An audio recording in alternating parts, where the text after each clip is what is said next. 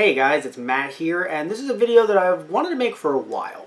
So, when I say a while, I'm going back now to December. Yeah, a while, guys. 2017, technically. So, I wanted to make this video because a while back I saw a bunch of YouTubers talking about the Data East collection released by Retrobit. And I kind of saw this and I was like, oh, this looks interesting. I didn't really want to buy a copy myself. I didn't really have the connection to Data East games growing up, but I saw it. I thought it was interesting. I've seen some of Retrobit's products before, and I was like, okay, cool. So let me see some YouTubers talk about it and see their comments on it, right? And I'm pretty sure John Hancock, which I'm going to link to some of these YouTubers below that I saw. I'm pretty sure John Hancock did a video on it. I know that John Riggs did a video on it. So I saw a bunch of these YouTubers, and a lot of these same questions kind of came up, or if they weren't being questioned, I was questioning. And it's when you, so I'm going to show some footage of, and I'm going to note this is footage from another YouTuber. It's going to show which YouTuber below. When you're trying to get the, so basically if you don't know, the Day's collection, there's 5 games on it, and one of the games is, 2 of the games are Magical Drop games. Magical Drop 1, Magical Drop 2. So when you go to Magical Drop 2, something very interesting pops up. You can see right there that it credits Aeon-Genesis. Right, Aeon-Genesis, who is a, from my anime perspective, my first thought was fan subber, but in this case, a fan translator, and also I believe they might know coding as well, potentially, but I'm not too sure about that. All I know is they work on fan translations for a bunch of different retro video games that haven't ever been released in the States. Also, Magical Drop 1 and 2 for the Super Nintendo have never been released in the States. Magical Drop was released in arcades, but with a completely different name back in the day, and like I just said, the home console versions were never released in the US. So they were never released in the US, and then it shows that a fan translator is credited in the game itself when you load up the game. So why does this confuse me? Well, as I just said, these games never came out in the US, and now all of a sudden we see that a fan translator's their own actual credit is left in the game itself, which if you look at a lot of different fan subs for certain anime or certain J-dramas, you know, Japanese dramas and shows like that, depending on what store you might go to in your local area that might sell some CD or DVDs, some DVDs that don't look too official, sometimes you'll notice that the fan translations, their actual, not just fan translations in general, but also their credits are still left on the DVD, despite the fact that it'll say things like, if you bought this, this is a problem, and stuff like that. So I was wondering, I thought, wait, is this another case of that? Is this another case, although I've never seen it with video games before, but did they just take a fan translation and put it onto the cart itself, and sure, the credit's left in there, but that could have been Aeon-Genesis's credit, not the actual distributor, in this case Retrobit, actually crediting Aeon-Genesis themselves. So my immediate thought was, we're going to do a hot take. Right, we're going to immediately turn the camera on, we're going to get on YouTube, we're going to say, what's going on here? But that wasn't what I did, as you guys can tell by the fact that we're 4 months late here. This might actually be a freezing cold take at this point.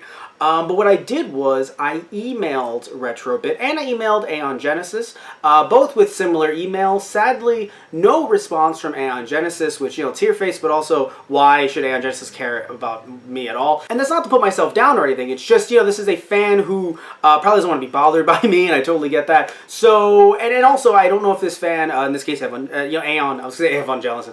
Aeon-Genesis actually does this anymore. So for all I know, they're out of the game. Why do they need to talk to me at all? So I didn't get a response from them. However, I haven't even gotten a response yet from Retrobit. That's right, and I'm going to show you guys right now. Let's go into my email. Oh, no, I got a response from them, but I emailed them in late December 22nd, and now all of a sudden they're emailing me almost over a month later. How dare they?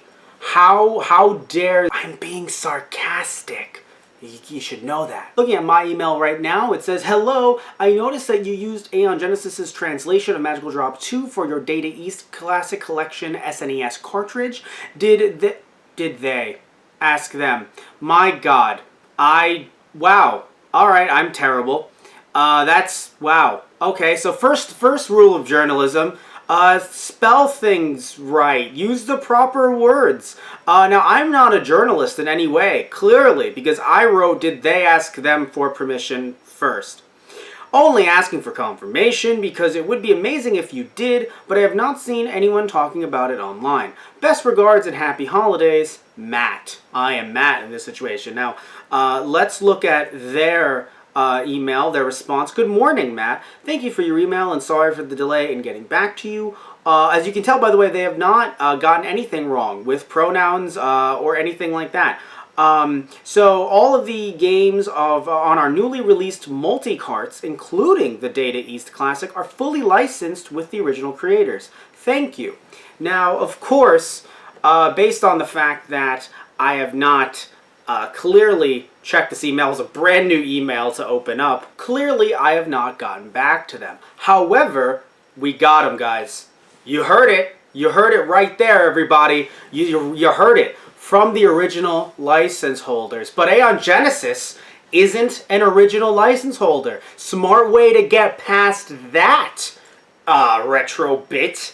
Smart way to try to circumvent my entire poorly worded question. And now all of a sudden, I'm sitting here clearly calling you out in this not so hot take, because guess what? You go to their website, you look at the product right here, nowhere does it even mention Aeon-Genesis. Heck, go to all the different pictures, and none of the pictures have Aeon-Genesis in them. They thought they were slick. They thought they could actually get away with it, and that I wouldn't call them out on it. But you know what? But you know what? But you know what? Let me go on their Facebook, and let me check the post where they posted it. But you know what? No. They're not going to give Aeon-Genesis credit. And you want to know why? Because they're a corporate... they did. Oh. Well, sure, they gave Aeon-Genesis credit, right? I'm just so mad right now, everybody, because sure they gave them credit, or her or them credit, but did they pay them? Did they compensate Aeon-Genesis? I mean, how will we ever... Oh, we scroll down to the comments, and then we can see... we can see that. So apparently, this person whose name I will protect, even though you can just go on the Facebook page and see their name anyway, but still, YouTube video, want to, keep their name out of the spotlight. Apparently, they asked, so is Aeon-Genesis getting compensated? Does that make their translations on these games, quote-unquote, official now? Retrobit responds, yes, we are very happy to have worked directly with Aeon-Genesis for these official translations. Well, apparently journalism is just that easy. And maybe, just maybe, I shouldn't have overreacted and even considered earlier, even before I emailed Retrobit, considered reacting without actually doing the proper research first. Sure, the video is 4 months late, but 3 of those months, or at least 2 of those months, as I got the email February 1st, 2 of those months are my fault. Actually 3. We're in May right now. I'm losing all sense of time.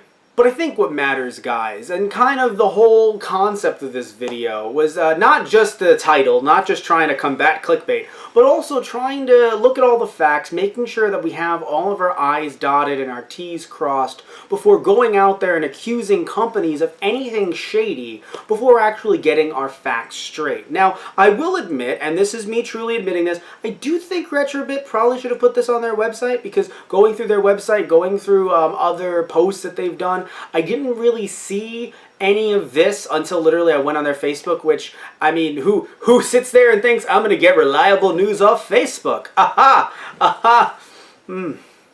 So I never really would have thought that that's where I would have gotten the whole Aeon-Genesis thing settled. And also in their email, while I definitely didn't word things super clearly, I do think it maybe would have been best if Aeon-Genesis had been mentioned directly.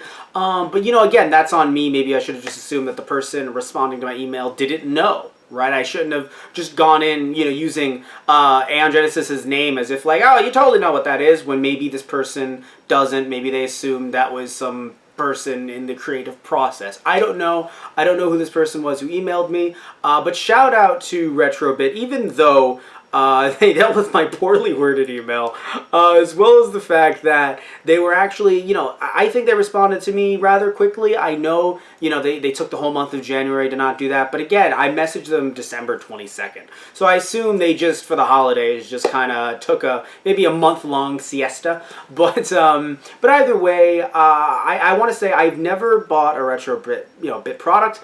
However, after this, I might actually. I mean, I've never seen a video game company not only give a shout out to fan translators or fan translations, but actually compensate them and kind of bring them into the fold with this new translation of Magical Drop 1 and 2 for the Data East Classic Collection. So honestly, I think it's very interesting.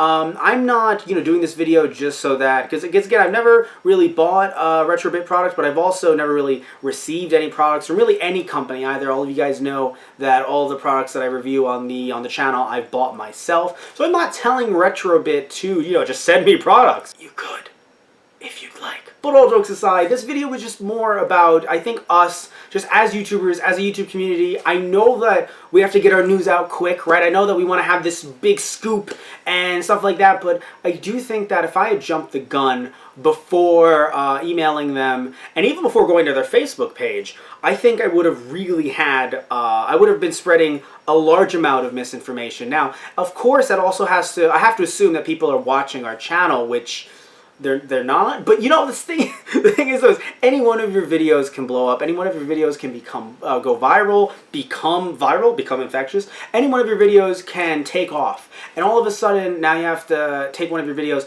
and then put updated next to it, which is a lot different than a news article or something like that, where it's a bit easier to kind of update and redact this and change that. But yeah, I mean, you know what? Sure, maybe 4 months was a bit too long to wait to make this video, but I'm happy that I waited, and I hope that in the future many of us do that, or at least we kind of understand that, if we're doing a kind of a news format, it's like breaking news, this might change, instead of kind of giving our definitive hot takes. And I know I do Matt rants. I know sometimes those are some hot takes on some new information, but I still think that those are so much more kind of opinion-based and some of the other stuff that, I've seen some YouTubers do, that I think it's, it's good maybe if sometimes we kind of take a step back and just kind of let all the information flood in and see what we can get before we're all like, amateur sleuths and going in there and going, I'm going to break the case. There was no case to break here. They announced it themselves on their Facebook, and that's awesome. So kudos to you, Retrobit. Thank you for putting up with me, and hopefully you keep on releasing stuff that people buy in the community. I've heard a lot of people have some interesting experiences with Retrobit. If you have, then talk about maybe some of the products you've bought below, maybe some of the products you like, you don't like, I don't know. Again, I saw some YouTubers talking about the Data East Collection, Classic Collection, and really enjoying it. So just, hey, just talk to me about all your stuff like that in the comments below. And if you've ever been wrong about a hot take, or you want to do a hot take and you're a YouTuber who kind of, held back a little bit before jumping into that pool, in this case it would have been a pool filled with gasoline, and the match would have just... Alright guys, so take care, hope you had fun, and tune in next time for a video that's completely different, but will also be relatively well researched. Okay guys, so take care and see ya.